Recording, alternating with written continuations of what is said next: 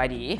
ยินดีต้อนรับเข้าสู่ภาคการเฮ็ดแผนธุรกิจคอยสื่อคำลาอินบงคำผู้ประกอบการในหลายคนโดยเฉพาะผู้ที่หาก็เริ่มเฮ็ดธุรกิจใดหนึ่ง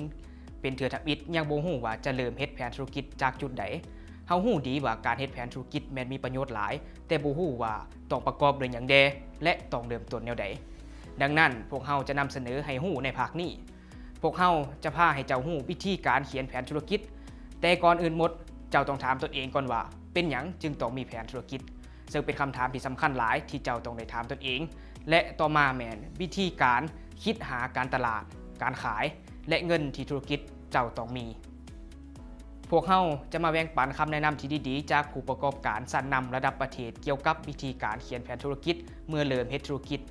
และก็ยังมีคำถามท้ายบทเพื่อให้เบิ่งว่าเจ้าสามารถเข้าใจได้หลายน้อยส่ำใดดังนั้นเฮ็ดตัวให้สบายจดบันทึกให้ได้หลายแล้วเฮามาเริ่มกันเลย